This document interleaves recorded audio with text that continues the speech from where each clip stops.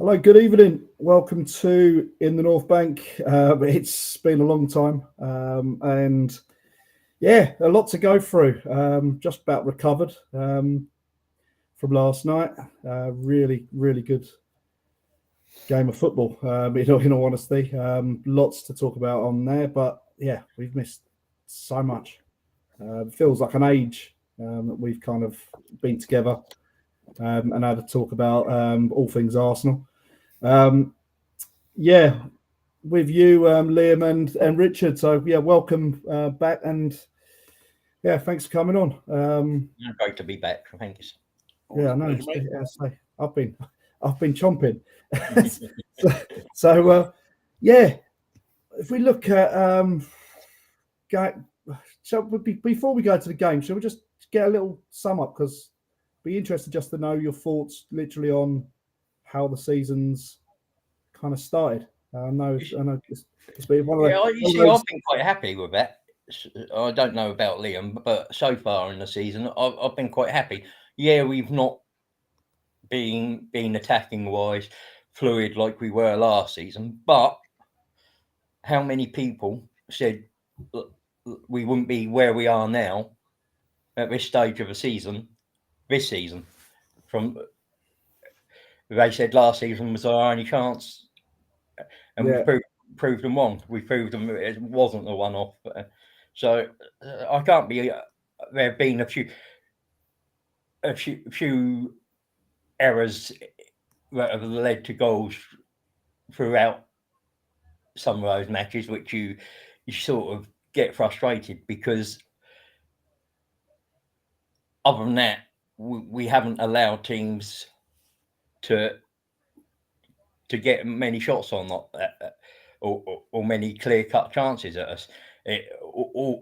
Almost all the goals have come from errors from us, which you look at it and you think there's probably another 4 points we could have had had we yeah. not made those errors. But it is what it is. But as I said, I'm happy with where we are right at this moment in time.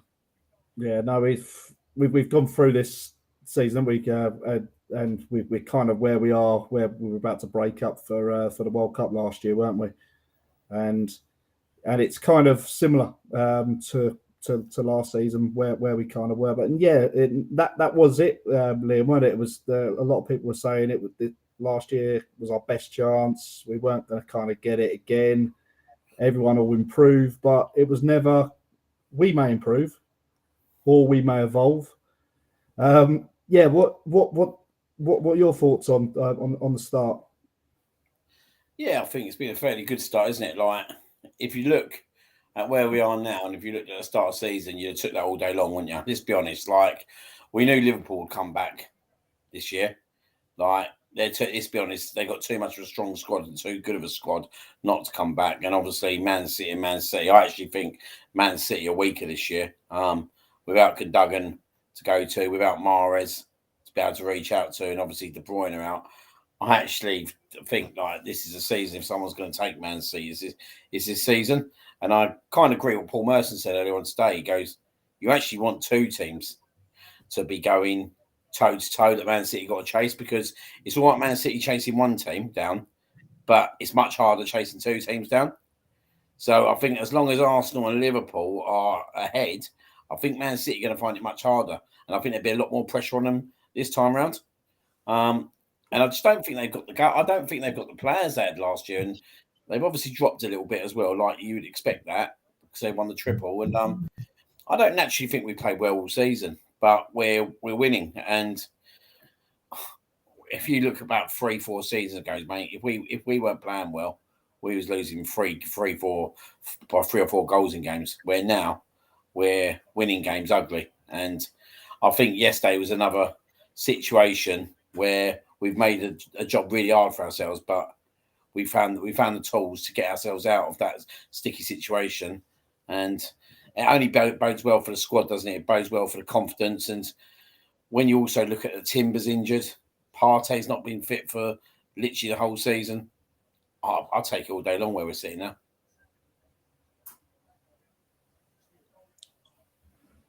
Yeah, no, I agree. We've kind of traded off a little bit, and we're from. Can you hear me? Okay, am I? I'm not. Yeah. Am I breaking up? Yeah, you're Or fine. No, you're fine. yeah, that's all right. It's cool. Yeah, we've traded off from being that kind of like blistering kind of attacking team like last season, and we probably peaked too early, didn't we? In all honesty, where you look at it like that, I'd rather be in this situation and start reaching the simmering point to get to that latter part and then hit the ground running when it actually matters. And when we look at our team and all the squad that will come back after the injuries, with obviously Timber, even looking at say like Partey, he may have a role to play in that time. Whether or not we're actually going to see him, I don't know. Obviously, goes to the African Cup of Nations. What's our plan for it? I don't know. For him, in all honesty, are we going to kind of just get rid or potentially we'll try and keep him until the end of the year, and then that contract is then up. But yeah, as I say, really good to kind of see us grinding out stuff, and that's a big improvement. Certainly from last year, and every game we've been competing as well. The only game we lost, obviously, being Newcastle again, we didn't deserve to lose that either. So yeah, I think I'm quietly pleased with how we started myself. As I say, it isn't glowing. We're not really ripping up trees, but as I say, the points are all that matters at the end of the day. So yeah, last night, Liam, let's talk about your emotions through that game. Was you watching it, Richard, as well, live or was working? I watched it. Yeah, I was watching on Amazon. So, yeah, right. It was. I mean, It started I off really well, didn't it? Yeah, I think there's two sets of emotions. So, as a football fan, that was a fantastic game of football. It had everything you wanted: goals, mistakes, penalty shouts, and everything. As an Arsenal fan, it was probably not very good for the heart and heart rate or your stress levels. Nothing's good for your heart. Yeah, to be an Arsenal fan. So that's what I thought of the game as a football fan in general. Fantastic game of football. As an Arsenal fan, you can do without that sort of stress and nerves. Yeah, Liam, it's horrible being an Arsenal fan. Yeah, for your health. I think my mate summed it up earlier on. The Man United mate, he goes, either the football's gonna kill you, or your wife's gonna kill you, one or the other. And I couldn't put it any better. Like, you look at Saturday's game, mate, we should be 4-5-0 up, and then we make the last 10 to 15 minutes as nerve-wracking as anything. And then you go into this game last night, and I don't think I never expected that we was going to not pick up the 3 points last night. I didn't expect it to be easy, but I thought we would be quite professional in our approach and our performance. And I think that was kind of taken out of our hand by individual mistakes. And yeah, that was hard last night. That was hard because I just think that we come out wrong in the second half. Like, you could just tell within the first 2 minutes, even before they scored, that Luton were up for it. And we were kind of like, we're just going to try and coast this game and try and probably hit them on a counter attack. And then obviously once that second goal went in for them, and obviously it was what it was. It was just an horrible game, weren't it? And I don't thankfully Kai Havertz scored immediately after their third goal, because I think if he didn't score after their third goal, we could have been picked off on the counter attack by them. And I think that stopped that kind of game plan from them. And to be honest, I thought the last 20 minutes we totally dictated them, and we was literally flooding their box, attack after attack after attack. And we had the chances, didn't we? I think Trossard had a couple of chances. Yeah. But yeah, it's not easy, is it, mate? And like, you sit there and think that over the last year, the amount of late drama that we've seen within the club, it's an incredible amount. Like, I don't think there's another. I said it's the best season ticket in town for me because you get to see the best drama. But my only concern is, and I've heard this before, and I do agree with it. You can't keep playing on the edge games because you're going to come out the other side of it like we did against Newcastle. And luckily, at the moment, it's balancing really massively our favour. But we do need to start winning a bit more comfortably in games. And I think that Wolves game was probably the game that frustrated me because it just reminded me of Nottingham Forest at the start of the season. Yeah, I mean, again, it's as you said, Liam. I felt from it was the last 30 minutes where we really gained that control because Luton seemed to tire, and that was probably because we doubled the amount of passes that they had in the game, and they were chasing and harrying, and eventually that's going to tell. Yeah. And around about 60, 65 minutes, you could see they weren't pressing as quickly and were dropping a little bit deeper and going into a low block.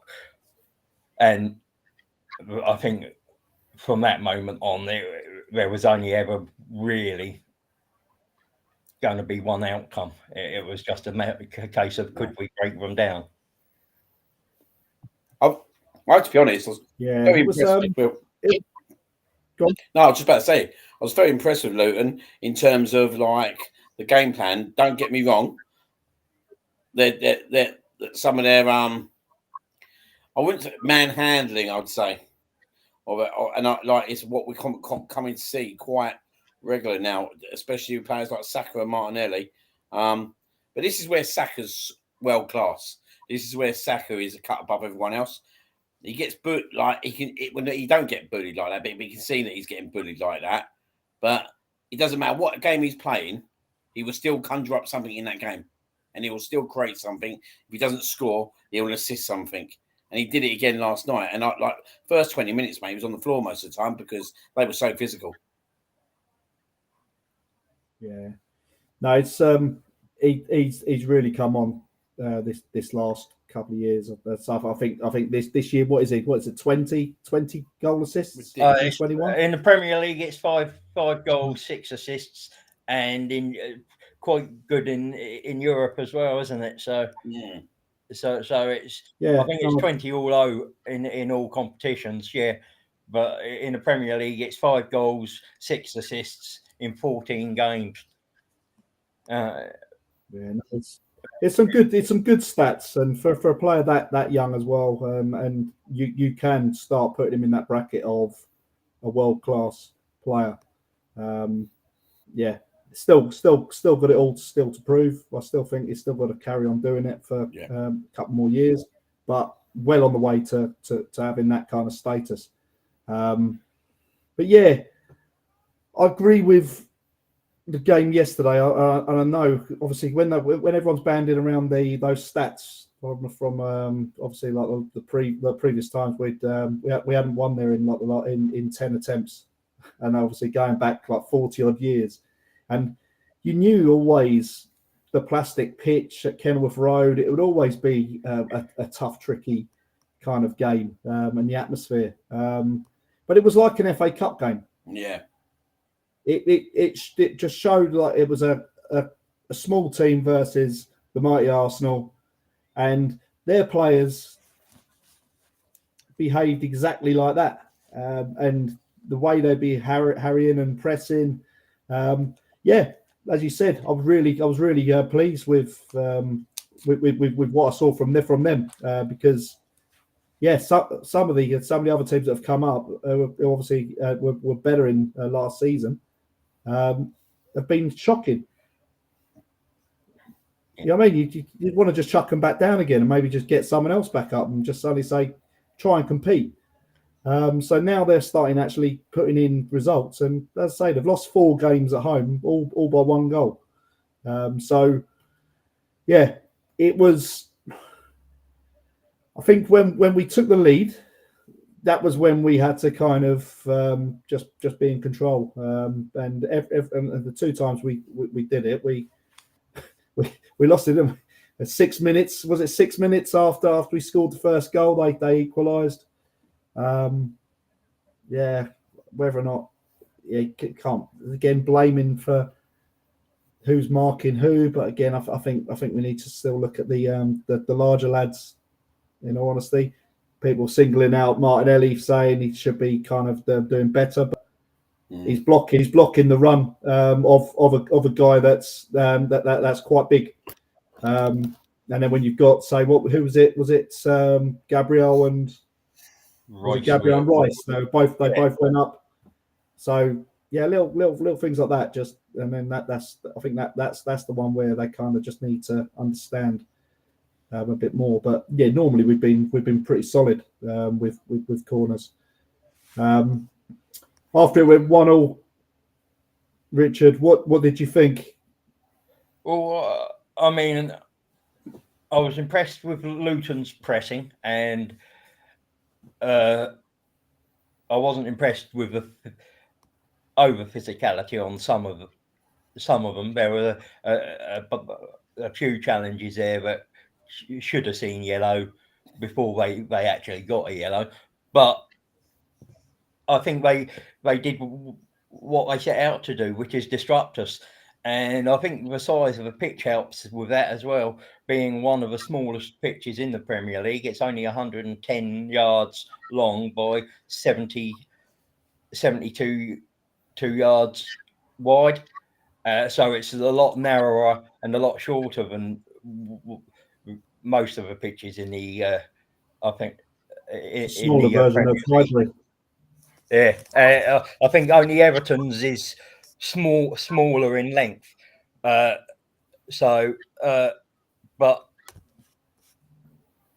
we have to go and deal with these things, and the fans are right on top of you, and it's quite. There's a nice echo in that stadium from the sounds on the that you picked up, and from what I remember, it was always quite a. Once the fans got going, there was always an echo. It always sounded a lot louder than it actually was, and they haven't done too badly at Kenilworth Road. They were unlucky against Liverpool, unlucky against Tottenham, and they've only lost by the odd goal or two in most of their matches at home. So at home they're really strong. So that hopefully might later in the season give them a chance to stay up, because I like the way they play football and do things, but we were just not quite at the races. We were going forward once we got into the attacking third. It was just getting into that attacking third, and defensively we seemed to fall asleep at important times. And yeah, Raya made some mistakes, but Ben White should have gone out quicker to Barkley. Gabriel Rice at the first corner, and then Rice lost on the second goal. And again, Raya should have done better with coming and claiming that. But it's a combination of those. So as a team, defensively, we weren't quite 100%, and it nearly cost us. But you got to give Kai Havertz a shout out. He came out up almost immediately with that, and Jesus' assist for that was brilliant. Yeah, no, look, I was going to go on. Ben White, Liam. He started slow, didn't he? like he was a little bit out of sorts. I thought he seemed a little bit. There was one time I think we just kind of he miscontrolled it, didn't he? Ball come on, he just let it go, just like lost concentration or whatever. The ball went out, and he weren't quite there at the start. But as the half went on, and as we saw for the goal in stoppage time, it was a really good run and a little overlap and a little dink cross for the goal for Jesus. What do you think? Obviously, he hasn't really played that much football over the last month, has he? Like than what he's used to. Maybe that might be a little bit. Like, let's be honest, right? We have a lot of night. We don't have a lot of Premier League night matches, do we? In the Premier League, when you sit down and think about it, we don't, and that's quite an hard game to come into. And I always think like being away from home in a night game is always hard. I think it's quite hard to get an away result in a night game. You've got to be dogged, but you've also got to be able to take your chances. I don't know. I've got the thing is with Ben White for me, yeah, right. He's a good player, yeah, right. But is he actually a natural right back ever? He's not a natural right back. He's done an incredible job there over the last 12 months. But I still think it's a position that longer term Arteta will be looking at in terms of his fullbacks. Yeah, potentially. I do think it's a position. We don't know what we see. The problem is with Timber, because Zinchenko wasn't fit at the start of the season. We don't actually know what his intentions are with Timber. Is he playing him as a right back or is he playing him as a left back? We don't know. If he's deciding to play him as a right back, then I don't see Ben White playing much football then, because let's be honest, Timber's a different level. He's got like what I see in the Charity Shield in that first half of that Nottingham Forest game. This guy is gonna, like, if you put him next to Saliba, mate. Well, I'm excited. I was absolutely gutted when he got injured, because I think what I've seen in that first probably 120, 130 minutes of football that he played, he looks an incredible talent. So I don't see that as being Ben White's natural position longer term, which is a bit concerning for him, really. Like, I think the players that he's got, and this is where we'll probably get into this conversation with Ramsdale, I think they're there to fit a purpose.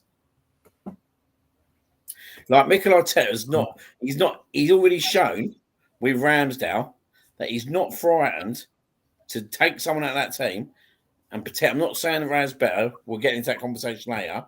But if Arteta seems to think there's a better option, he'll do that option. And I just wonder if that could be Ben White.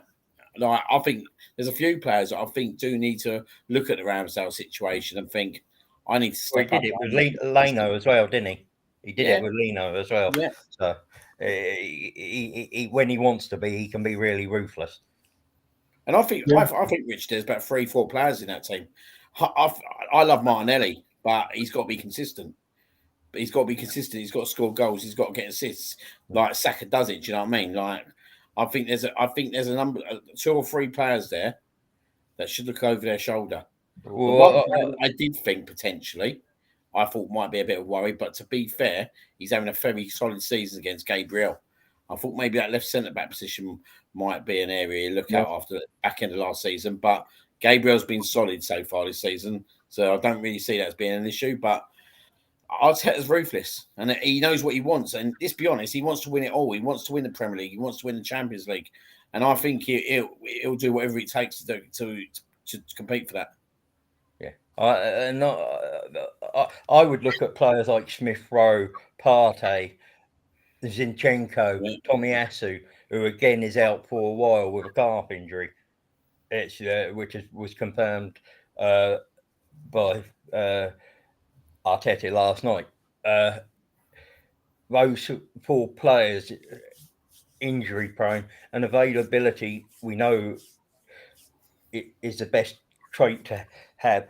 So they're the ones also who have to look at over their shoulder, because if you're not going to be fit and not going to be available, he'll get somebody in who will be. Look at Kieran Tierney, prime example, isn't it? Kieran Tierney, I think Thomas Partey's exactly the same. I like Partey as a player. I think Partey's quality. My concern with Partey is that he should have stood up more last year, back in the season, leadership wise, but he didn't. And I thought he was pretty poor. And when you end up getting played right back in the last few games, and then like the first game of the season this year, and you're like one of the top class centre midfielders, I think you got to look at yourself and think, why am I playing right back? Why is the coach decided to put me right back when I'm apparently one of the top centre midfielders in the country? And I just think like players like Thomas Partey, Tomiyasu, I think has been brilliant this season. But like you said, the problem is again, he's injured again, and the problem is like Tierney. It got to a point when Mikel Arteta was like, "Look, I can't rely on you." Unfortunately, I can't. I think he liked Tierney as a person, and I think he probably liked him as a player, but he couldn't rely on him. Yeah, that's it. It's a big thing with trust, isn't it? And you obviously have to trust. There's two parts of the trust, isn't there? It's the ability and the understanding of performing to how he wants them to play, but also then can he trust them with the fitness? Can he trust them playing 2-3 games a week or whatever? A good long run. Partey, as you say, he's obviously injured. But it's a total difference to say like someone like Declan Rice, and we talk about that kind of authority, that kind of experience, and someone that actually gives something. You know what I mean? Just actually, he won't be afraid to kind of speak out and be heard on the pitch. Partey, again, like I say from last season, you could potentially say that weren't there on his side, but it wasn't just him. There was a number of, but again, we were a little bit short in those times towards the end of the season. But Tomiyasu going ahead of Ben White over the last couple of weeks or 3 weeks, and then obviously getting injured again, and that's it. It's a cycle, isn't it? And we kind of in this kind of same situation now where we're now talking about can we play with 5 defenders through January? He already said it was he thought we were thin defensively, hadn't he?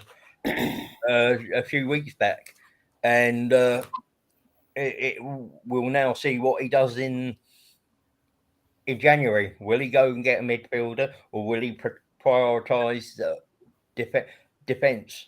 Because we don't know when Timber's back. We know he's back walking on the grass, and he's getting there, but it's still a long way to go, and he could break down before then. So will they say we need somebody else come January in case Tomiyasu isn't fit, or if he's fit, will he go? He goes to the Asian Cup and comes back injured. They're the things they're going to have to look at seriously. And again, with Partey, will he be fit before January? And if not, will they allow him to go to the AFCON? This is my issue. If he hasn't played a certain percentage of Arsenal matches before that competition comes, then he can't go. And it's the same with Tomiyasu now. If he's out and then he suddenly comes back, say for the FA Cup game the week before, and then suddenly goes off there again, I'll be like, well, hang on a minute. He's only played one in like the last 6-7 games. No, he's not going. It's gutting for probably the player because they want to go and do it. But again, there's got to be some kind of pushback on the countries because, like I say, we've had them with injuries. Look at Saga, where he's been injured, but he's had to go and report to England, almost like they don't believe it. And Jesus. Yeah, they don't believe the club to say that he's injured, and then they suddenly get him there, and they suddenly say, oh, "Okay, well, not in Jesus' case because he ended up playing 2 games, didn't he?" But Saga played 90 minutes for Brazil, then came and played 90 minutes for us straight up, and which is a risk to his fitness immediately. Yeah. So I look at it like that. I just think it's one of those. It's just I don't know. It's Groundhog Day just in those kind of positions where we're kind of a little bit. I'm not sure. Is there an update on when Timber's going to be potentially back? No, all it is he's sort of running on the grass, walking on grass. So he's back on grass, but there's no. I mean, you're looking probably February, late February, early March, if everything goes well, because they'll probably try and ease him into a few under-21 games and get him some match fitness before giving him substitute appearances at senior level. Yeah, no, definitely. So Liam, just touch that little cross by White though. It's so typical of what he does though, or what he does bring in the box where he does those overlaps. He's definitely got that relationship. Oh, sorry, go on. Yeah, go on. No, so well finished by Jesus, wasn't it? He's definitely got that understanding and relationship with obviously Saga on that right hand side, which is good.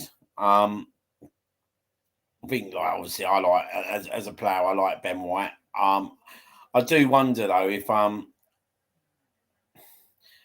does he ever kind of, I don't know. I was just thinking like before, right, we'd play in the UEFA Cup here, and people get rotated in, rotated out, wouldn't they? Where obviously with the Champions League, we've got to play our full strength team all the time. So which we're playing in the Premier League. So now players are playing twice a week. Maybe he sees what players can do 2 times a week and what players he thinks that basically mentally are ready to play 2 times a week and what players are not ready to play 2 times a week. Do you know what I mean? And I know we go back to that Aaron Ramsdale kind of interview in terms of obviously what he does in terms of kind of like to kind of push himself in games when he's having a bit of a lapse period. Maybe he sits there and thinks maybe that he reviews something in the background, like in terms of him playing twice a week. Does he think he can rely on trust him to do it? I don't know. I think there's definitely a lot more behind the scenes with that one than what we kind of actually can see and know with the Ramsdale situation. I think his attacking game's got much better over the last six months, I'd say. I think, like at first, I think he looked a bit not uneasy. He just looked a bit awkward at times, didn't he? When he was attacking, when he first played right back. Where I think now he's kind of mustered the attacking side a bit more. He's kind of mustered how Saka kind of plays, and he has brought assists to his game, and he's brought goals as well. For being totally honest, like he got a few goals at the back end of last season, in terms of getting in terms of positions and. I know he scored that big one, didn't he, with Bournemouth that got it back to 2 or 3. Yeah, 2. Was it 2-2? Yeah, 2-2. Yeah, he drilled it in the ground, didn't he? Yeah, he got it back to 2-0. And he's a great squad player to have because he can play a number of positions. He's got a good attitude. What I've seen, I don't know what happened at England, but what I see and what I see at Arsenal, he's got a good attitude. And he's a player that you wouldn't want to lose, or he's not a player that you want to get injured. And when you start looking at it now, mate, if he gets injured at right back, we're looking at Cedric territory. That's already been floated. So that's already been floated, hasn't it? Cedric, bring him back. Was that been? Oh, not by me. It was out. Not by me. What was that? What's the score? No, it's just it was out because the ball was out when it was crossed, but Villa did have the ball in the back of the net. Unlucky that. But yeah.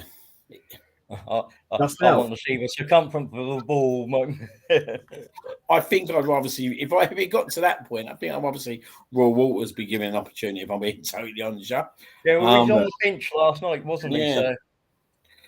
Like we know Partey's another one who can play right back, and he's injured. So we are going down to our bare bones with right backs again. Which well, one player I didn't want to see last night was Suarez. I'd rather have seen Walters come on if we needed it. Yeah, I mean, no offense to Suarez, but he needs to go in January. I'll be disappointed. We go to PSV on Tuesday next week, and he plays Cedric in front of Walls. Like, I can't see him. Surely he won't risk many players next week because it's a dead end game for both of us. We both won't change positions on the game in terms of where we finish. So I think it's the kind of game, mate, that you give Raw Waters his kind of first game in Europe and see how he kind of gets on in there, like against some, maybe play him against. Do you know what I mean? You potentially, I don't know. Like I'm saying, I don't want to risk Ben White whatsoever. So maybe you play Gabriel and Kior at centre backs. I think you rest Saliba, definitely. Yes. Yeah, I think he's been doing it. We got to protect. He's been doing it, like alternating it, hasn't he? He's been alternating, like either Saliba or Gabriel come off, and then you switch over. You just don't risk. You just don't risk Saliba for that kind of game, do you? Whatsoever. Look, we had it last year, didn't we? We had the double whammy against Sporting, didn't we? And that was a killer. At the end of the day, it was just one of those. But we ain't got many left backs, mate. Huh? What we got? Like Kior was our only left back after now. After Zinchenko. Yeah, that's it. And we now look at it and we say, I don't think he's ready, is he? No, is it Sosa, isn't it? It's Sosa.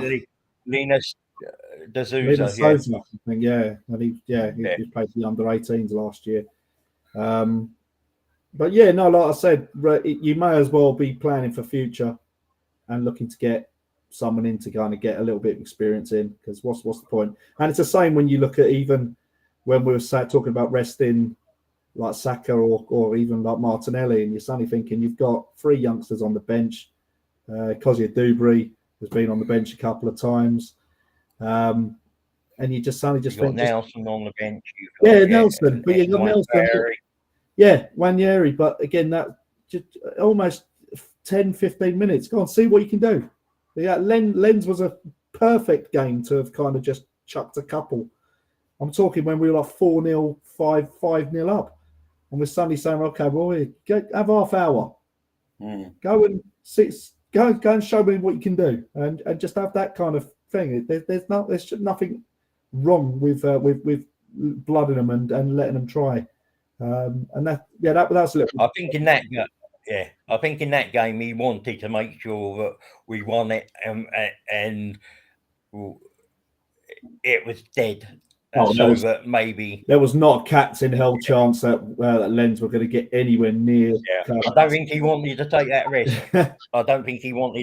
risk. I mean, we can Arsenal certain things up, but I'm pretty certain we'd struggle to maybe Arsenal that game up. Liam, that was an easy game, totally unexpected, but easy. Yeah, like they had their game in their life, didn't they? Lons in their stadium. I think it was one of them, weren't it? They had their first game in the Champions League for so many years. It just all felt right for them, didn't it? But over here, mate, I didn't even think we got. Like, I didn't go to the game, so I weren't well. But I didn't watching it on TV. I didn't even think we got out of third gear, and that was the most embarrassing part of it. I didn't think that we naturally earned ourselves to be 5-0 up at half time. They were so bad. They were so bad defensively, weren't they? And it was just time after time. It was so easy. Yeah, they played like they were at home and thought they could get away with it, and that's why everyone comes to us with a low block, mate. Because then you've got Jesus, Saka, and Martinelli running at you. Do you know what I mean? But it was good to see someone come at us like that, because then it made me think this is why everyone comes to us with low blocks, because otherwise we'll just run riot all the time, and they just. Yeah, that's the only way they know how to play, isn't it? They probably don't have to face something like that, really. They don't play like that in France, so they're not adapted to play the Premier League way. So they can't really come here and play a low block because they're not used to it.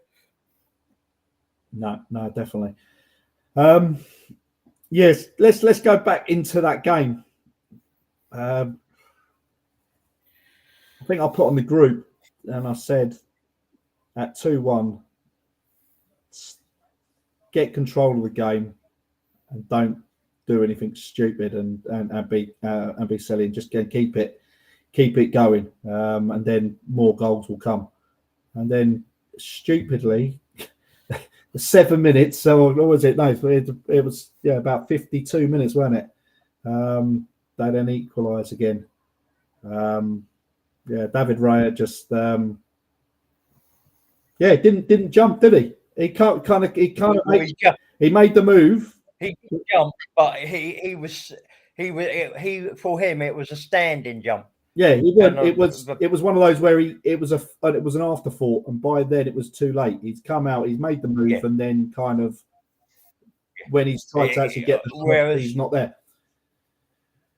So if he'd waited a few seconds and done a running jump, he would have got a bit more height, and he probably would have got to the ball cleaner. But again, your blocker didn't block the player's run. He allowed him to get the run off him, and that meant the player got in front of Raya. But I'm not sure about that, Richard. I've seen quite a few replays. I don't know what you think, Liam. It looks like he's mouthed, or he's obviously given a call to say he's come and get it, and he's made that call. You can see his mouth going. He's going towards the ball, but he gets no height. And he literally, as the defender is actually jumping, it was a striker, wasn't it? Adebayo. And he's jumped, but he's jumped higher than Raya's with his arms outstretched. And you're suddenly thinking, well, Raya's tried to jump, but it's too late. It's too late that he's tried to go and get height. And I just think that might have just clouded the whole kind of communication thing. What do you think, Liam? I think there's definitely a chemistry issue, but I think because of the lack of game time, ideally we needed to sign Raya in pre-season and give him a pre-season to kind of adapt to the team. I think that's obviously part of the issue, if I'm being totally honest. Yeah. I don't think it's ideal that you bring a goalkeeper in after about 4 games and throw him in. But then I swing it the other way, right? He was brought into against Everton, which he was made to believe at the time because of his aerial prowess in terms that he can claim balls, he can catch balls. And to be fair, at Everton, he looked that kind of goalkeeper. So what's kind of happened to Everton to now is, in my opinion, that I think, my personal opinion, I think Mikel Arteta has dealt with this or managed this wrong. I think he's managed the situation wrong, in my personal opinion. I think what he should have done was had one goalkeeper for the Premier League and one goalkeeper for the Champions League and the Cup games. And then what he would have done then is, he'd have kept both keepers kind of fresh. They'd both been playing games week in, week out, because one of them been playing midweek games, one of them been playing weekend games. And I think that would have drove competition better. The problem what he's done is, took Ramsdale out after we beat Man United 3-1, which was a unbelievable result for us considering the circumstances. And he didn't actually do anything wrong in that game whatsoever. He's taken him out after the international break, which also he did the same thing to Bernd Leno 2 years prior to that. He took him out in exactly the same international break. And the goalkeeper he's brought in has not had no game time with the team.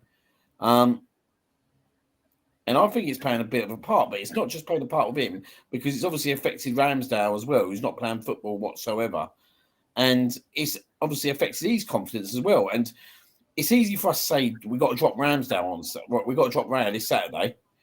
But I don't think you can drop Raya on Saturday, if I'm being totally honest, you're thinking about it, because it's a big game Saturday. Like, I'm watching them in the first half, mate. They're all over Manchester City. They're giving Man City a good game over. They should be at least 2-0 up in this game, in my opinion. This is a big game to be messing around with the goalkeepers. I think he's got to stick with Raya on Saturday, if I'm being totally honest, yeah. But I just don't see where we go from here with the whole situation. I think the only way we're going to go from here is by one of the goalkeepers going. And unfortunately, what I see at the moment is with the whole situation with his dad. Don't tell me that Edu and Arteta are not happy about that, because I wouldn't be happy about that if I was within the club. I know it's not Ramsdale leading that, but at the end of the day, that's his representative. And I'll be honest, if he doesn't go in January, he goes in the summer.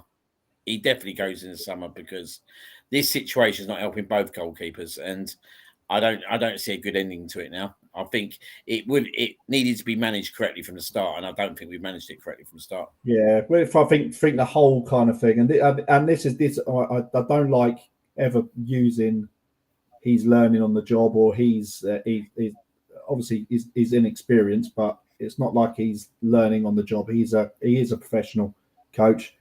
He is managing a big club, but if he goes and makes that signing and brings in another player and he comes and says, "Oh yeah, I've got two great goalkeepers," then I expect that. And I think I said this to you, where obviously once it had happened, he's got to play in maybe say 4, 5, 6 games each and share the gap. That then means every goalkeeper is pretty fresh.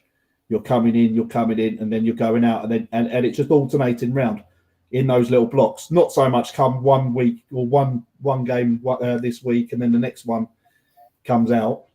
But you get a good kind of solid kind of run in the team. But everyone knows where they stand. You know what I mean? You're all going to play the same amount of games. That's the only way you would have kept it nice, I think. Because again, even with just being cup thing, you're obviously a lot less games than being your league goalkeeper. So yeah, it has been, because it's kind of, you look at the feel good factor at the club when you suddenly think that kind of the camaraderie that he's had as well with the fans and with the players, that's kind of been washed out a little bit, hasn't it? Now, then again, where there's a lot more nervousness on the stands, I think there's a lot of nervous energy coming out with Raya just from some of the performances. It's a real hard one, put it that way, and it's something that he's brought on himself. And yeah, I mean, I don't think the goalkeeping situation was by design. I think Turner wanting to leave forced them back into a market, and rather than go for a number 2, they went for a number 1. And he might not have said it publicly, but he's demonstrated it by Raya being both Premier League and Champions League goalie. But Raya is definitely number 1. Now, Raya's come in. He's come into a bigger club than Brentford. He's getting used to the defenders, the style of play that he's been asked. And he's made mistakes. I mean, Ramsdale's made mistakes. Every keeper makes mistakes. Edison, Allison, they all make mistakes. And unfortunately, last night, 2 of them led to goals.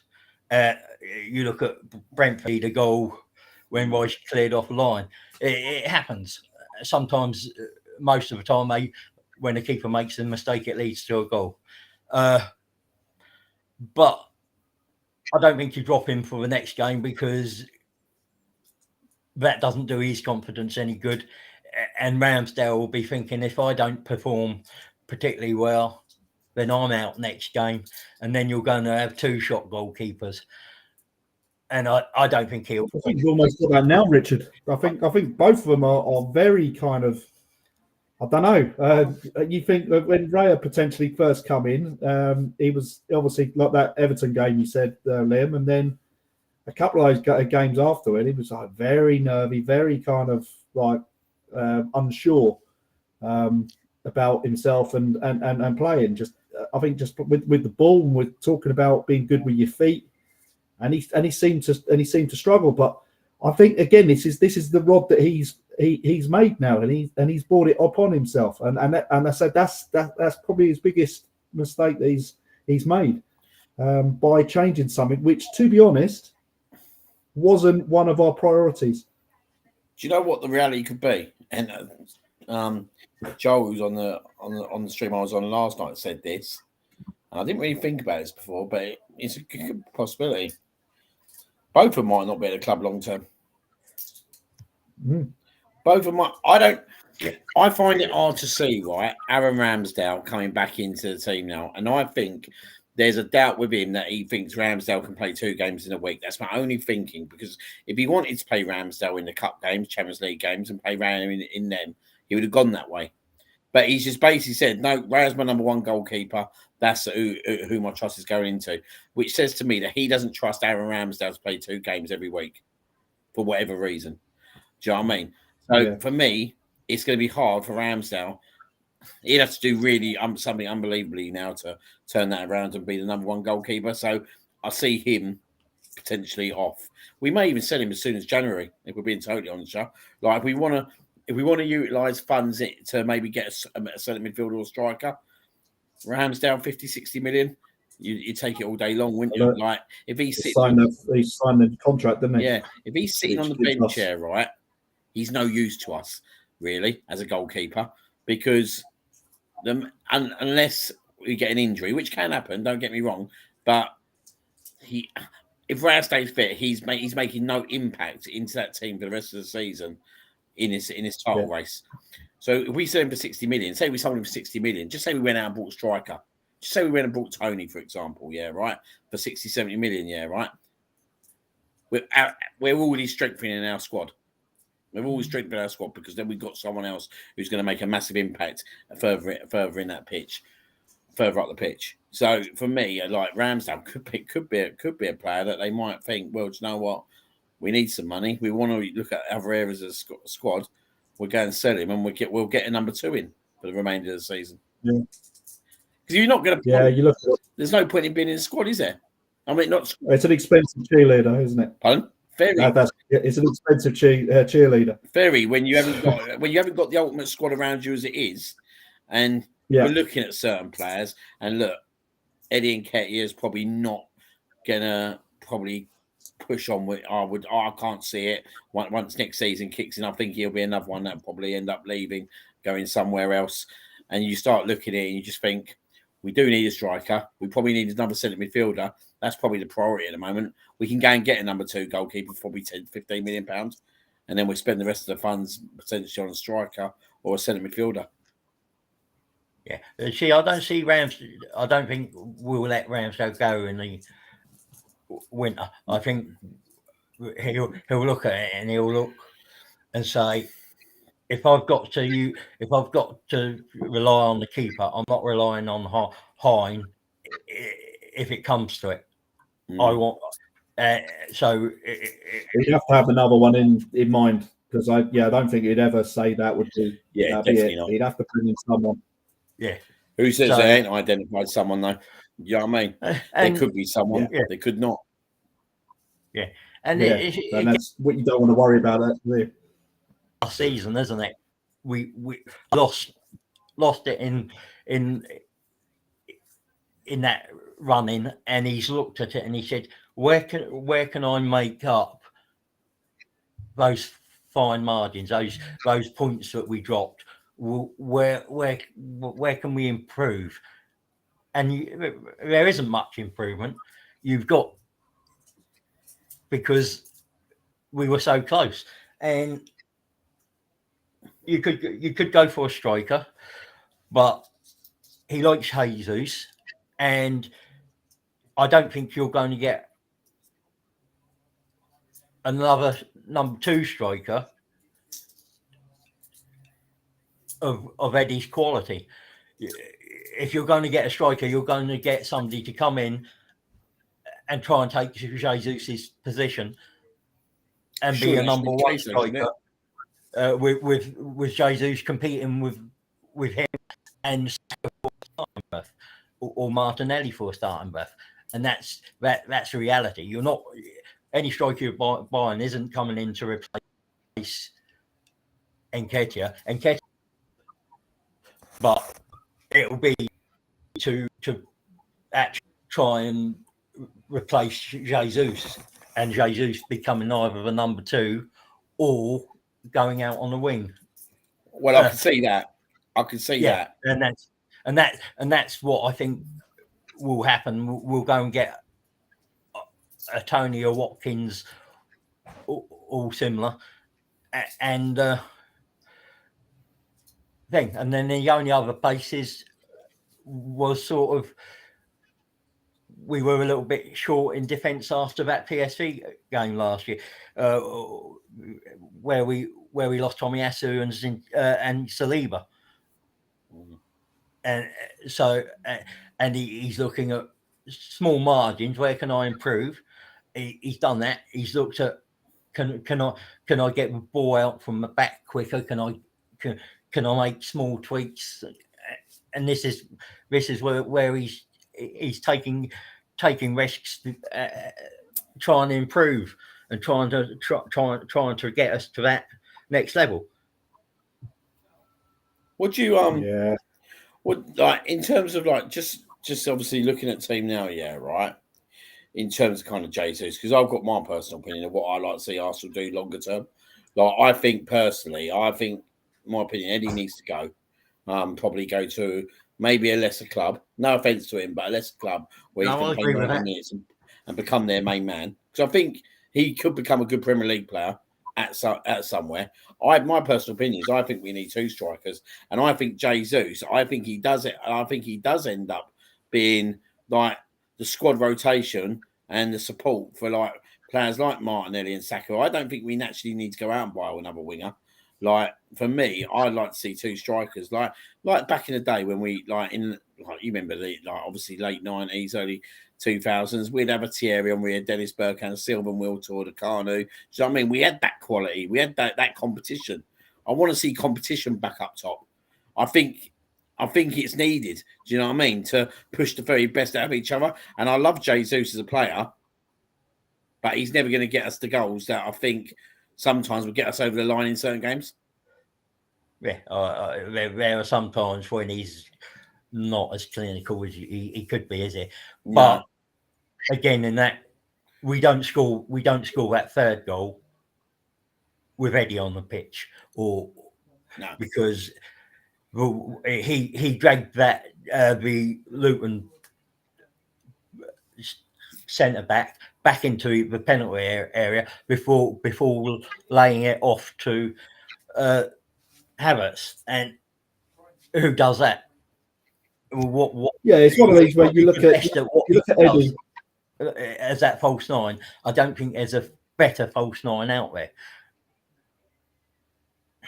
But Eddie's not a false 9. No, he's a proper. But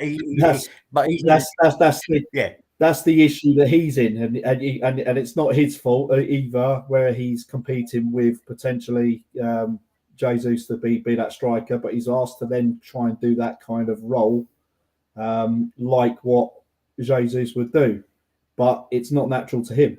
He's a finisher. He's more of a poacher or a kind of player that you'll be looking to try and get behind the defence, use his pace, and like Liam said, he should be looking to go and lead the line at another club lower down and actually be the number one, the main man, because at that stage in his career, he's going to be wanting to maybe do that. And obviously, if we're talking about getting another striker in, is he going to be? Obviously, if I was him, I wouldn't be happy going back to being third choice kind of striker. I don't think because we've got a contract with him, we've got the money or the value side of things tied up as well. Yeah. So we've had good performances from him, which should keep that value nice.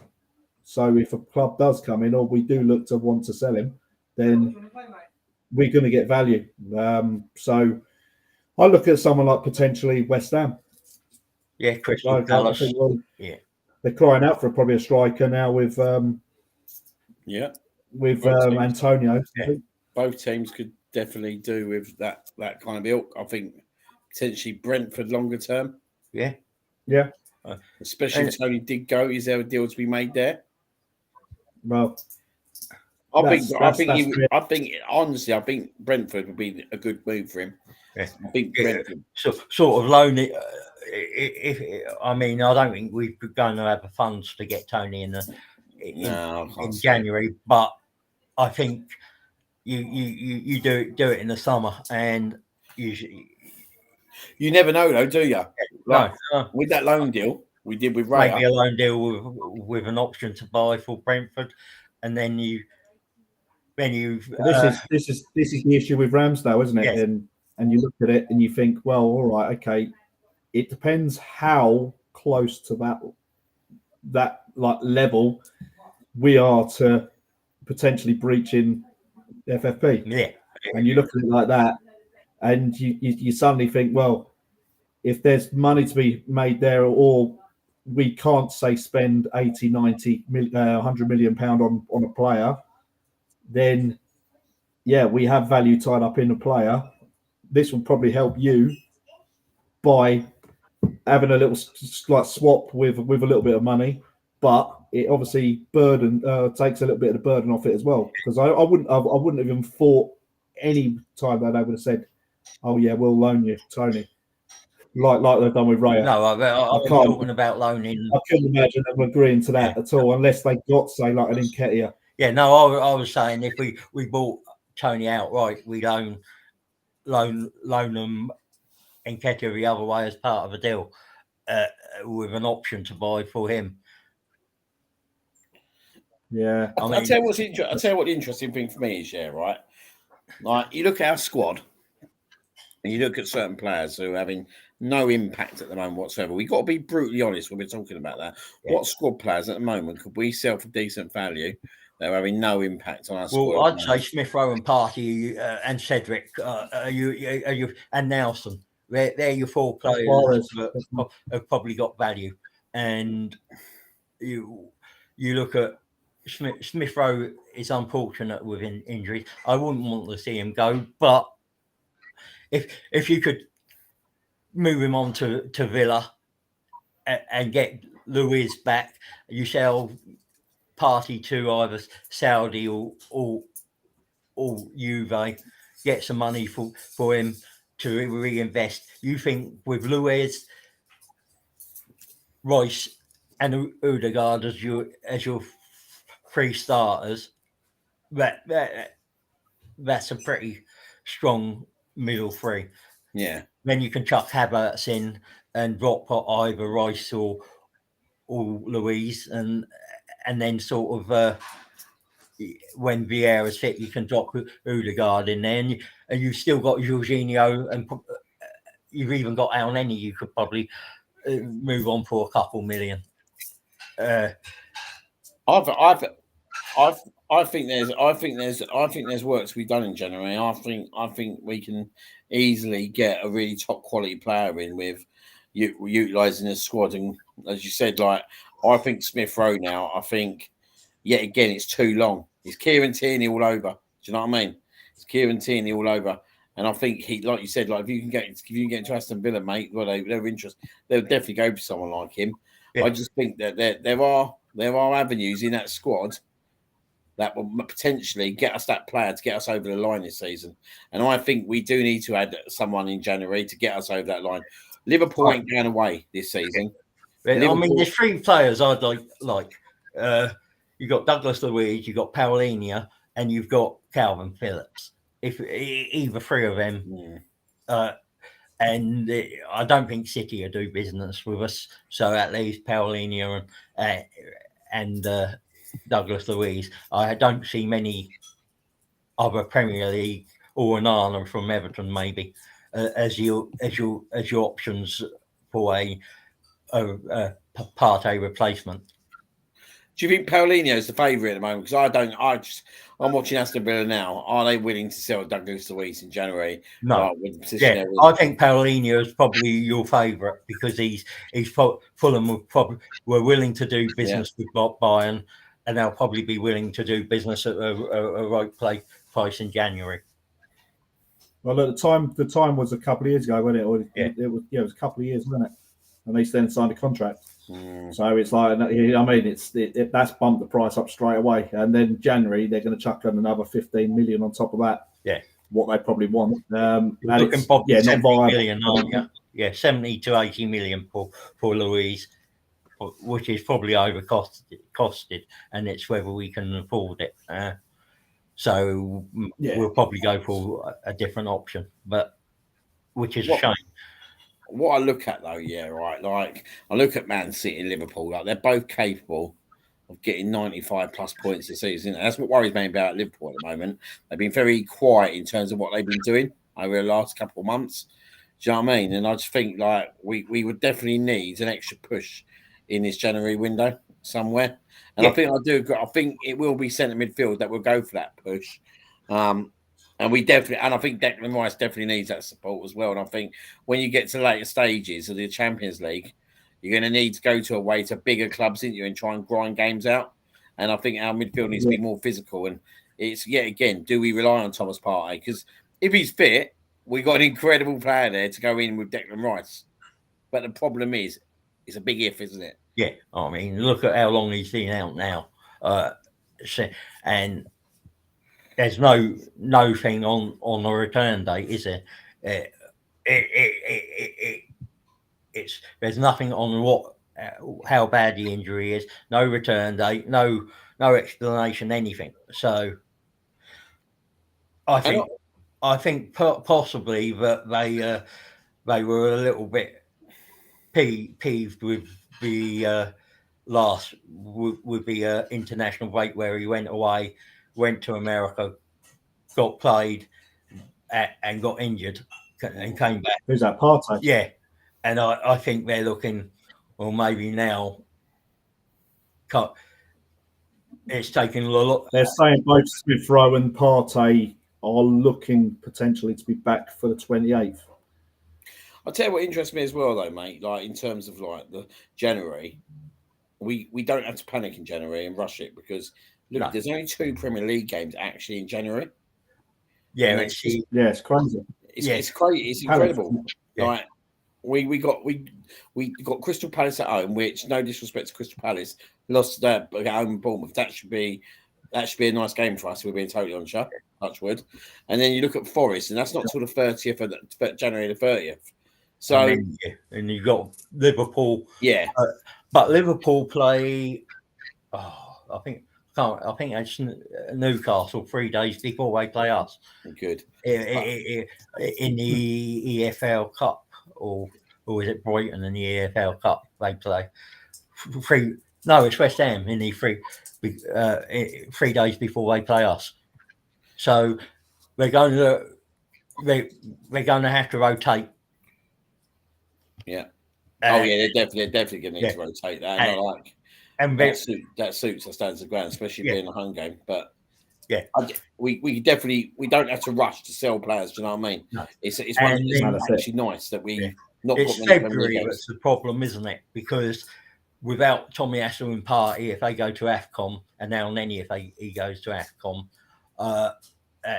and the Asian Cup, your big 2 games are Liverpool and West Ham in February.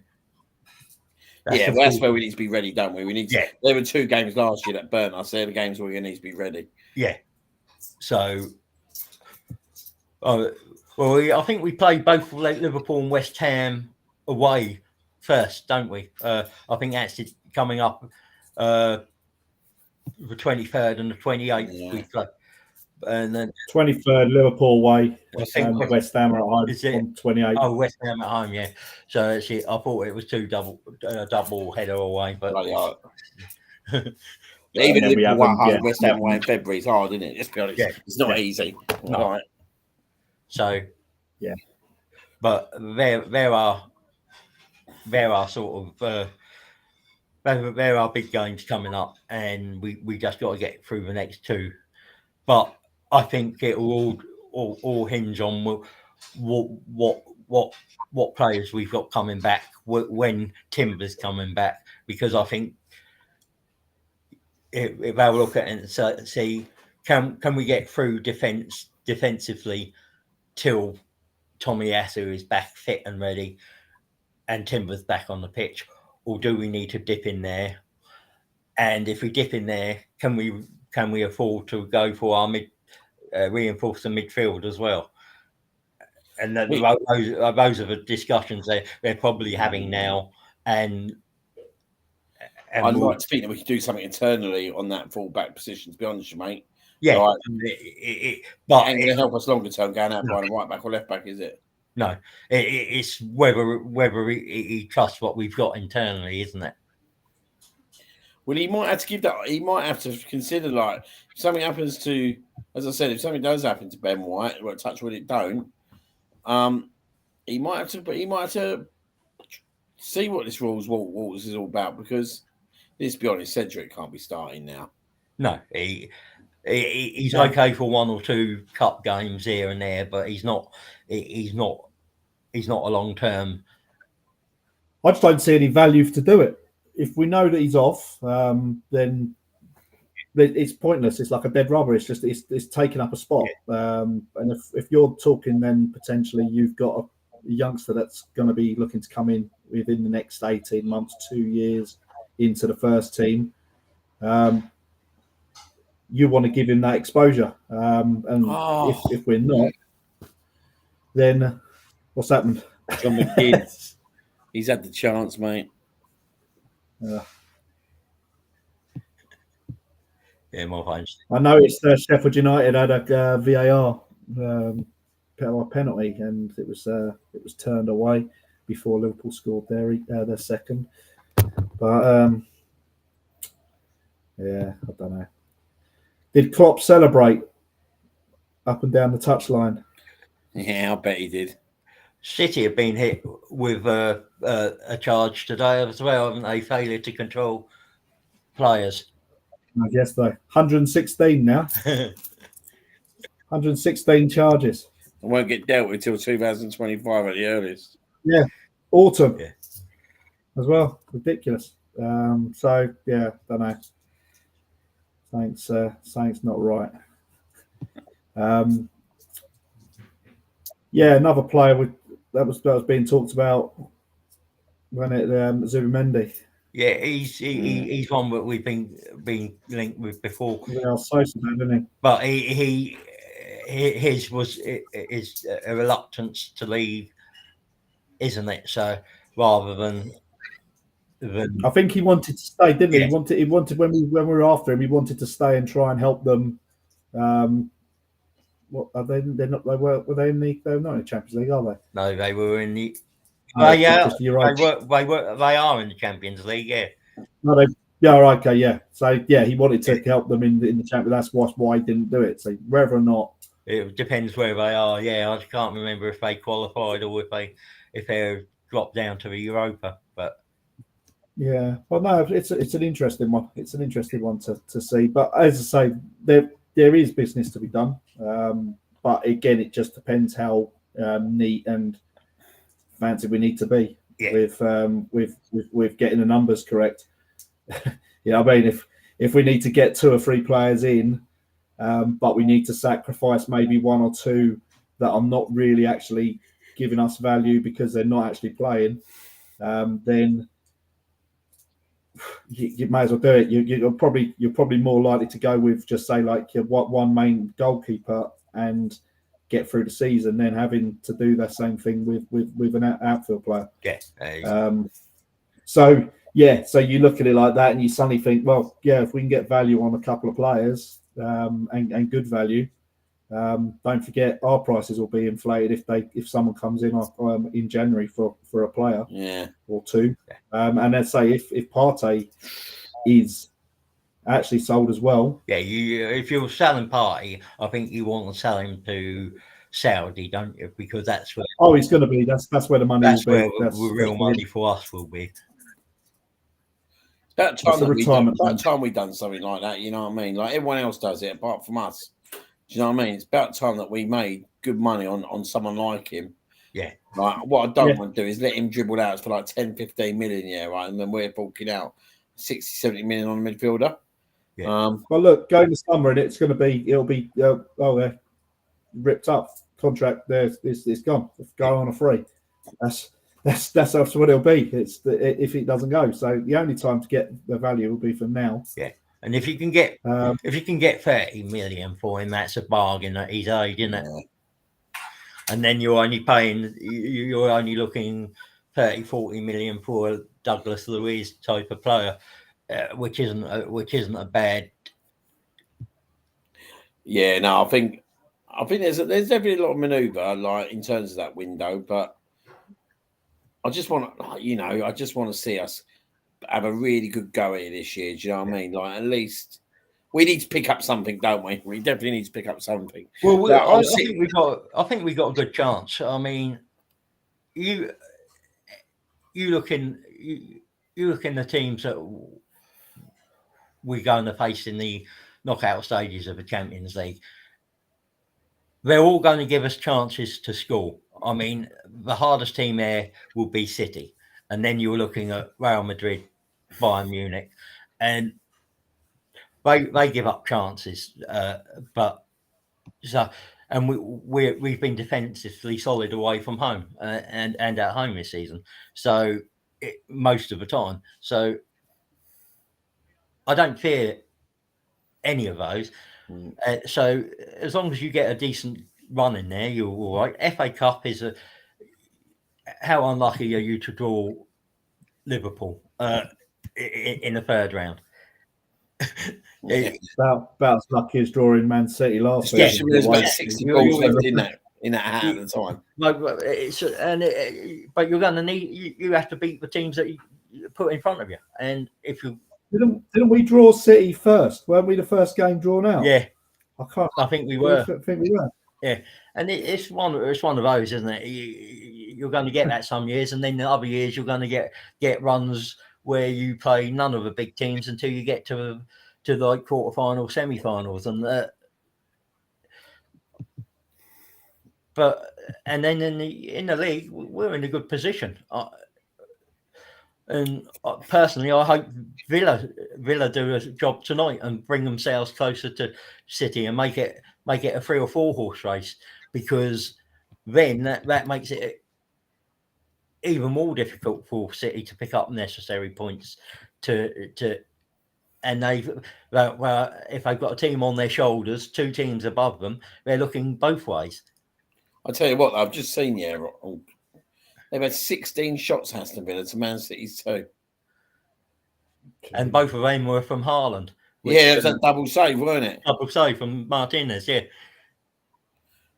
Oh, this is our game Saturday. Like, I'm hoping they're tiring themselves out tonight with this game. Yeah. I'm hoping that the double game, Man City, Arsenal, is quite a lot to expect from a team, isn't it? Yeah.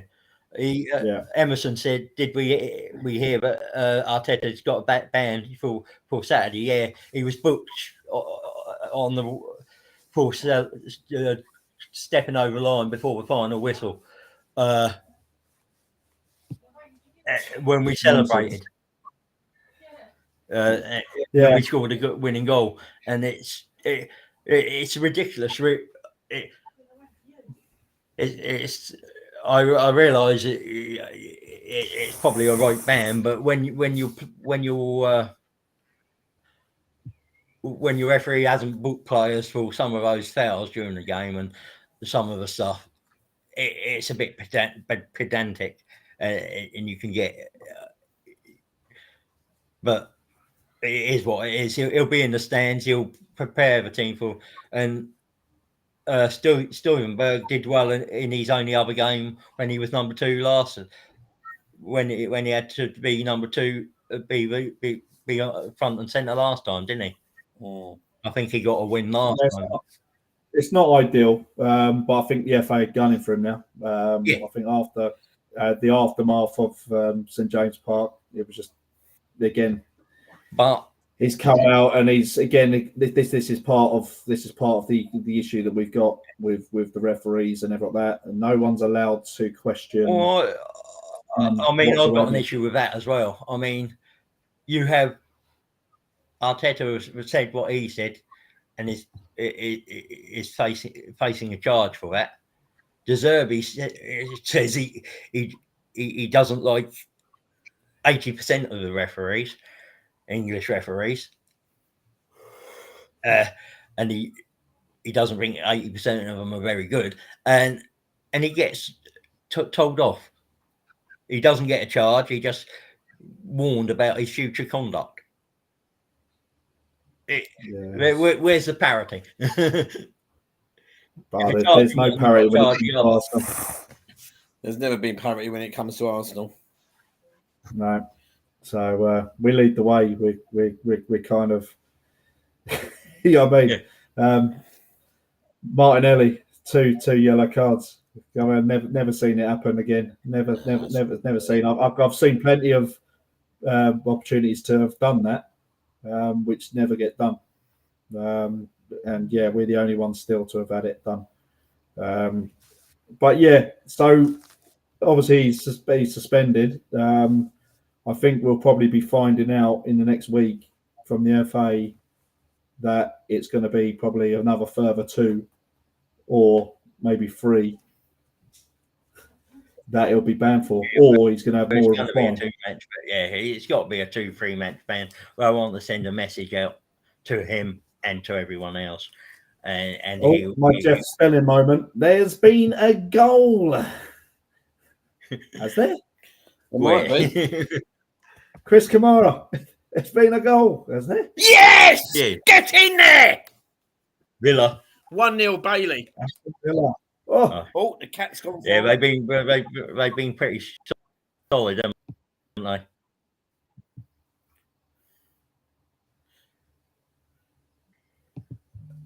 It's been and my connection tying up, but no worries. I'll keep an eye on the rest of the stream. No worries, mate. No worries. Yeah, that's good. We'll catch up soon. Take care, mate. Have you a good rest of the week. Bye. See you later. I will do. And you too. Bye.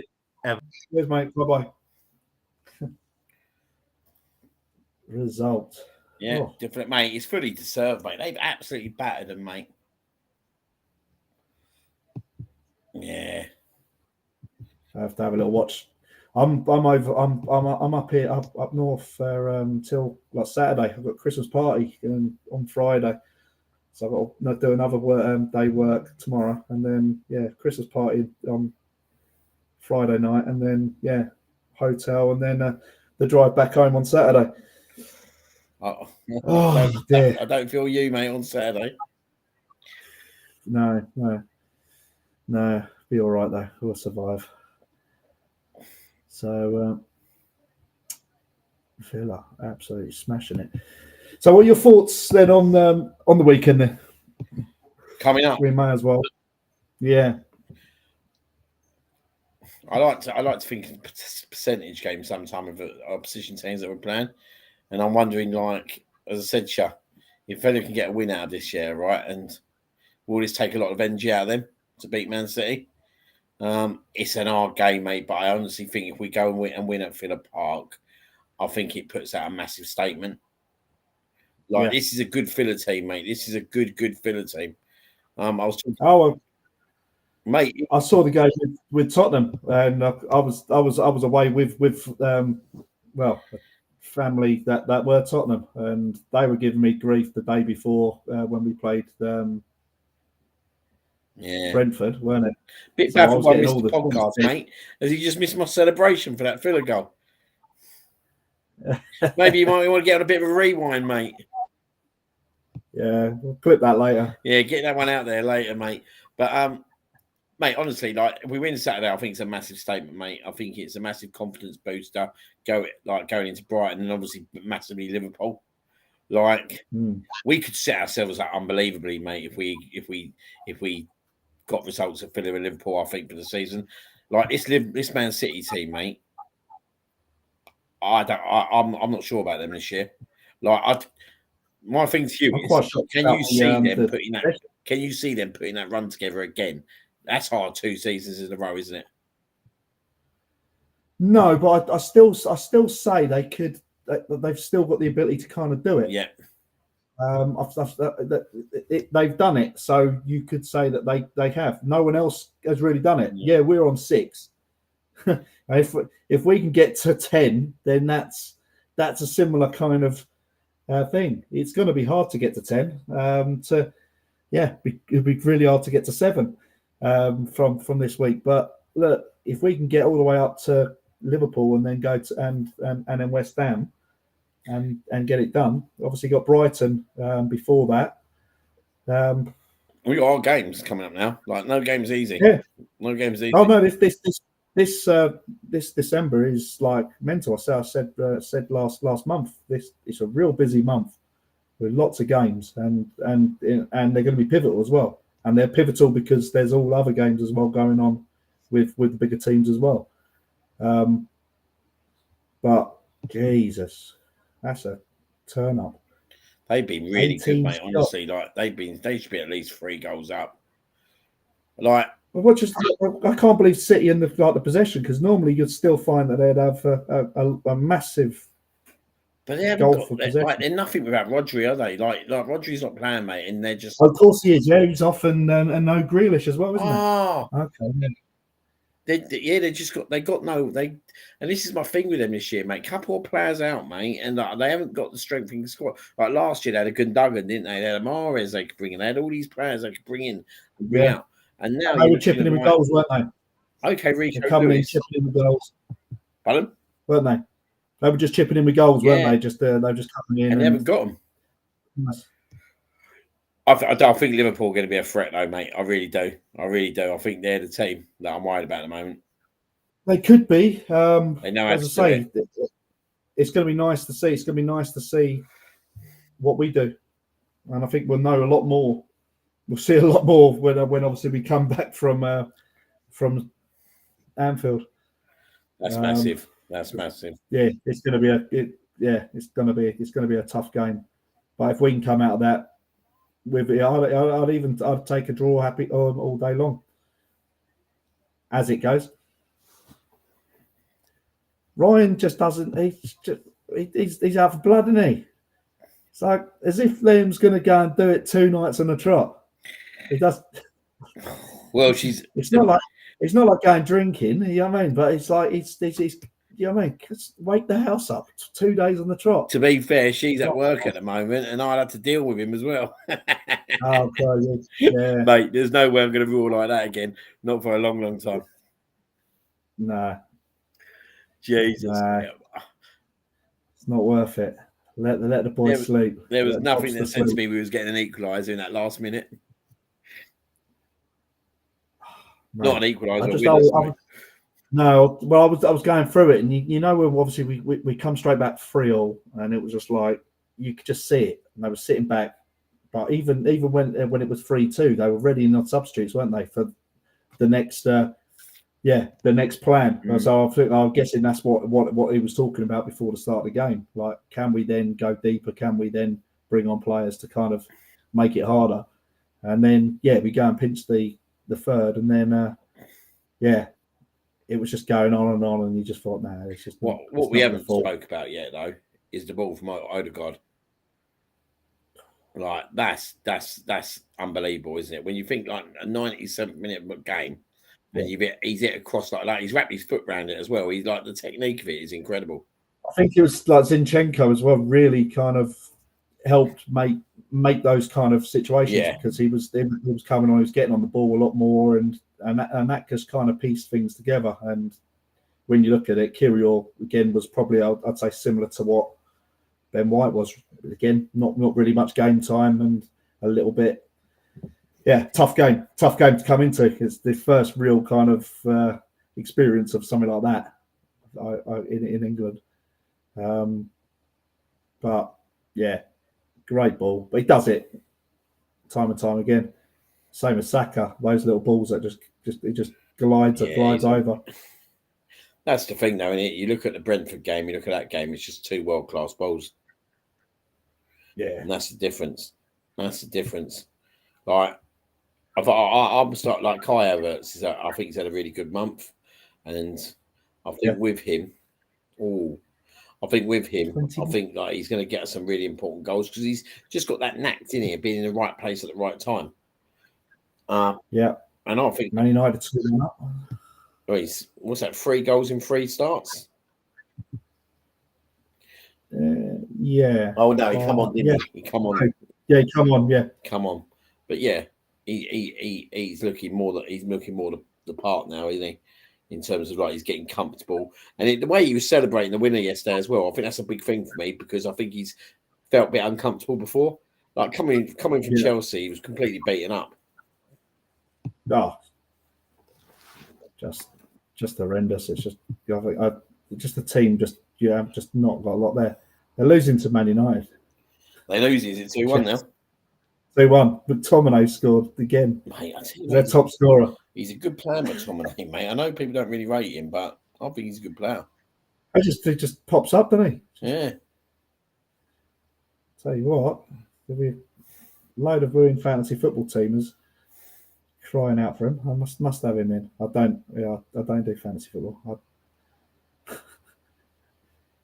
I ain't got a willpower to keep doing it every week. Just like a religion. I keep forgetting every single week to kind of do it. Nightmare. Oh my God. 22 shots Villa had now. Ridiculous, mate. Absolutely ridiculous. What do Man City's next games against? Let's have a look. Got beer. Luton Town away. Oh, yeah. They should get a win there, shouldn't they? You'd like to think so. That's what I was saying. Yeah, I was saying like Luton doing it, but they've obviously got to do 2 big games. I'll tell you what, it's a big little build up for Man City. If Bailey's pulled up, that wouldn't be bad news, mate. Looks his calf. Oh, I tell you, mate, that'd be good news. I think he's been brilliant today. Always kicked him on the back of his calf. yeah, that'll be all right then. Yeah, it's only a kick. What we need now is them to do a run, Man City, and Douglas Luiz to get a booking. Take one of them out. It's a big game Saturday, mate. It is massive. I'm out for it. I've got Christmas due, so I'm not even going to see it. You got Christmas. Oh God, yeah. No, I'm gonna have to sort myself out. Sunday's going to be an absolute mean one. Oh, she's at work and I've got a Bobby. Tottenham Newcastle as well. What, Sunday? Sunday, yeah. Yeah, good game that. That's to be a good game, that will. Where else? It's the Brighton week. Actually, I've got my I can't go to Brighton. I've got to do some kind of festive family stuff. Yeah, I'm not there either. On Brighton. It's disgraceful. Yeah, I'm missing that one. I've got an op next Tuesday anyway. So oh, of course, yeah. I don't even know if I'll get West Ham yet, to be honest. I'll see how it goes. I'm working, unfortunately. So Ryan, did you see that City fan that posted a video on TikTok last night mocking us? Oh, he's a mug, mate. That professor, whatever his name is. 3-3. How can? No, I didn't see, but yeah, most of them are mugs. Yeah, he was probably giving it the bigger, mate. This is how much he gives it the bigger tonight if they don't win. Send me the link, Ryan. Come on.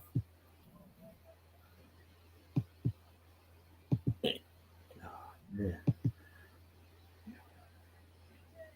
Oh, they've hit the post. They've hit the post, Villa. Oh.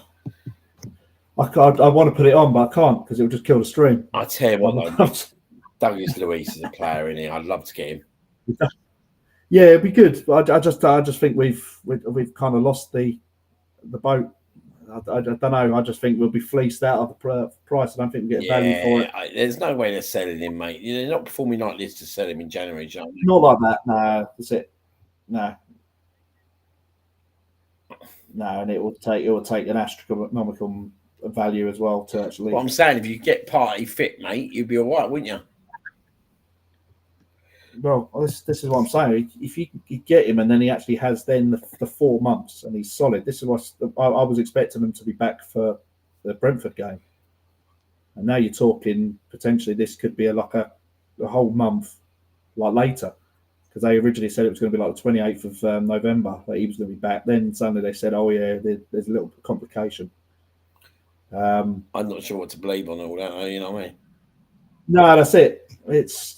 They're all... Don't know. Are they playing him out till January too, so? Smith Rowe and him are expected for West Ham, but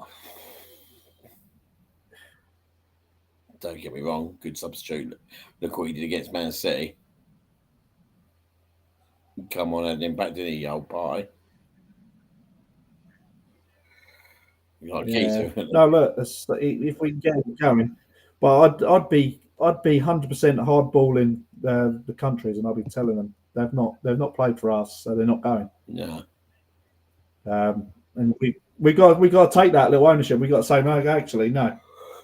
The amount of times that we've sent Party over there and he's come back injured, you're just like, no. We want to try and maximise his time if we're going to have him until the summer. You may as well get some value out of him. Oh yeah, absolutely. But yeah, I don't know. Smith Rowe's a different kettle of fish, isn't he? Obviously still young, and it just seems to be. I'll tell you what. Did you hear about Kieran Dyer? No. You know Kieran Dyer, don't you? Yeah, Newcastle player, Ipswich. Yeah.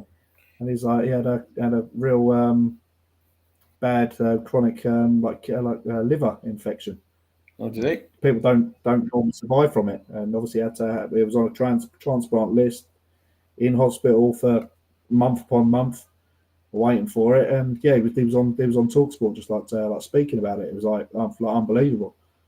Yeah, really, really crazy. But it's just like then they were talking about like the injuries he would get and like the muscle injuries and everything like that, and you're suddenly thinking it's like he just couldn't stay fit, and it's actually his body. It's something actually going on in his body. It was actually just like literally repelling against it and causing him to have these other little kind of effects with him playing football. But he played football for like, I think nine odd years with obviously issues with his liver. He was a good So player. you're looking like that. Well. He was really good. Really good. He was a very good player, mate. So you do wonder. It's not all cut and dry when you suddenly see like a player suffering from injuries and constant. Exactly.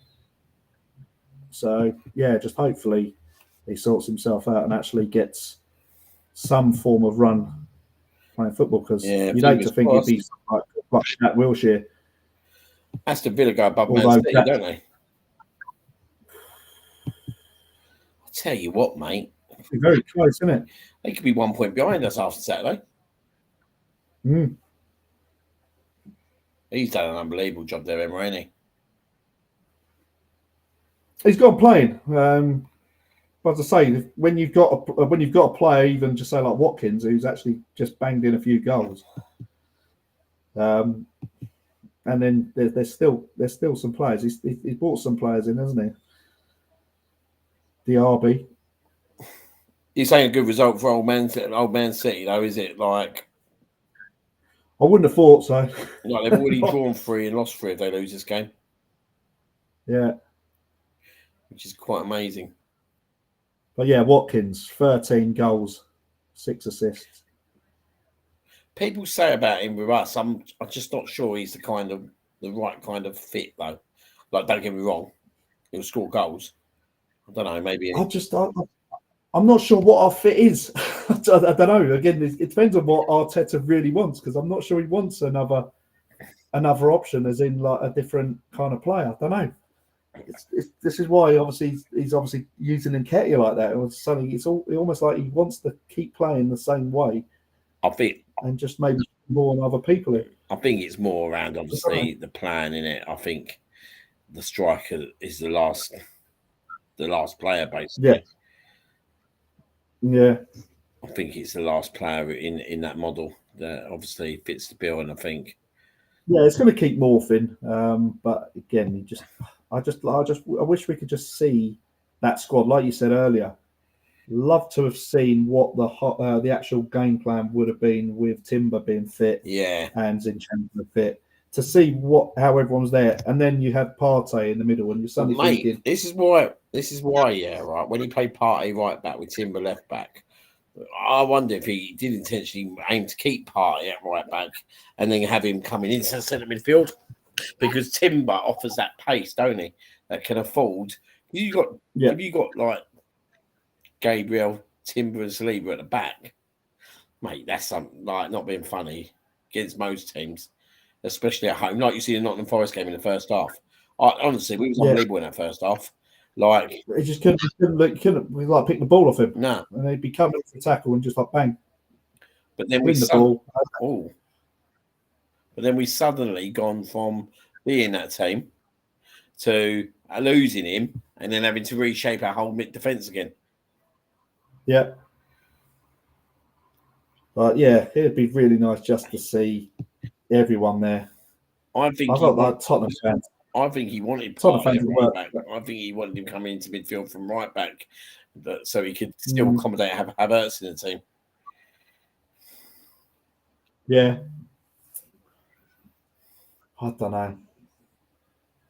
It didn't suit him. I don't know. No, he ain't got what he ain't got. He ain't like, mate, he's 30. Do you know what I mean? To play that role, mate, you got to be young, mate. You know what I mean? You got to be young, but when you've been having problems with your thighs and muscle problems, that's not really the thing you want to be. You don't want to be running into right back, having to do a right back's job, then having to cut in to go and do a centre midfielder's job as well.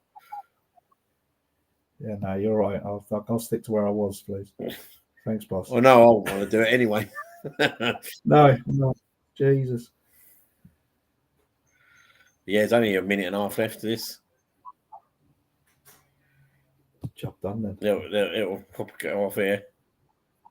They're going to be well up for it on Saturday, though, aren't they? Oh, it will be. I think after last year, I think that would have pissed them off as well. How that ended up, didn't it? And Martinez won't miss a trick, will he, to wind it up and get it going? Come on.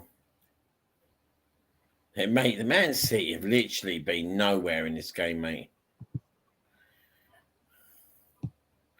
That's really poor. They've had no other shots since we first. Man, Aston Villa are so comfortable. Garbage. No corners either, Man City. They've had nothing, mate. Honestly, that's mental. I just look at this. Honestly, I'm looking at this Man City team, mate. They've got nothing in them at the moment. I thought I'm not being funny though. And Man United being as crap as Man United have been, are only 3 points behind Man City. We've got an Aston Villa fan. I'm going to message him now. Let that sink in.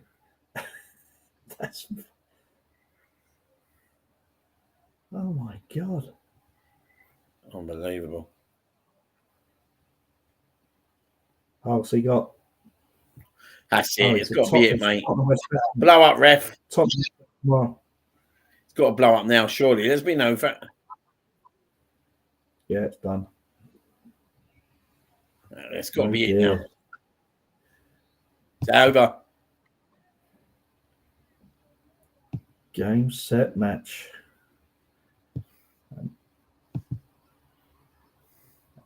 Well, I'll tell you what, mate, that's literally opening everything right up. Tell you what, though, Man United have had 28 shots. Chelsea 9 on target as well, and they 28 shots they've had. That's mad. 12 corners. We got a big game Saturday. We have got to be at our very best Saturday. Yeah. That 100%. That atmosphere is going to be up there, mate, on Saturday. They're up for it. Yeah. No, they've got everyone playing well.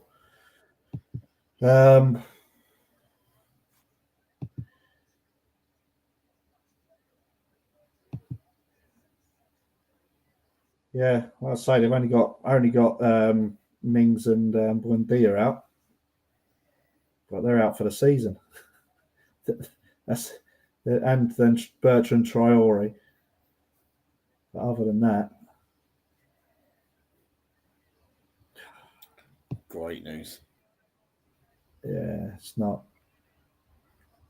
No suspensions though. I'll take it. No, I didn't see. Yeah, no. Don't think they managed to get anything in them, mate, to force them to do anything. Yeah, Man City probably had to make a couple of tackles. Mate, without Rodri, they're screwed.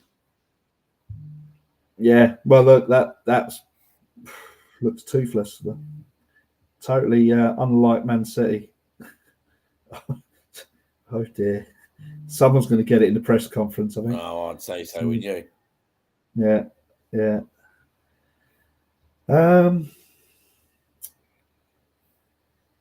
Yeah, he's going to have to stick. What team's he going to go with? I don't see it being much of a change on Saturday. Do you know what I mean? I think we're No. Well, it's going to be. The only other thing would be: do you take Havertz out and get someone in that's a bit more pacey, a bit more agile to kind of dip around, because their midfield's going to be hunting. I'm not looking forward to this game whatsoever. No, I'm not. Certainly 5:30 as well. It's not a nighttime game. We haven't done too well in the night times, have we? No, we don't like those. No, if only we had a Thomas Partey to come in. But I think we'll go pretty much the same, mate. I really do. The only change that potentially will happen is obviously, do you know what? Does he bring Jorginho in for this one and put Rice out at number 8? That could be an option.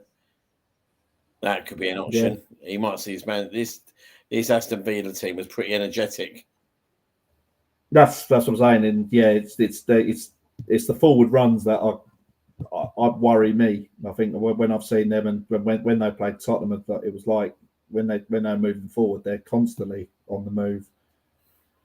That'll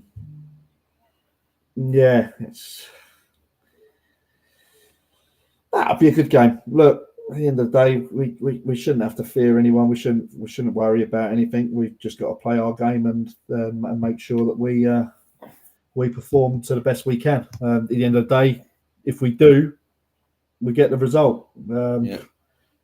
But we may do, and we don't get the result. But again, you look at it like that, and you just think, well, yeah, mate. We just come off a 97th minute winner, mate. Do you know what I mean? Our wings are up as well. Our wings are up. Their wings are up. This should be a great game on Saturday.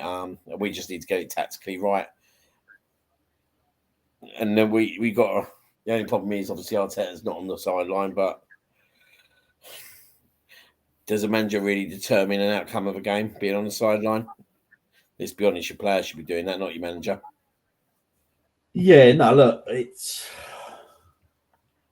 I'd like to think he has a better viewpoint of how we're playing. Yeah. And so he can see certain things a little bit clearer than when he's on the bench. I don't know. We done all right, didn't we? I think it was Man City, wasn't it? He was off for COVID, weren't he? Yeah. That was the time when Albert come in.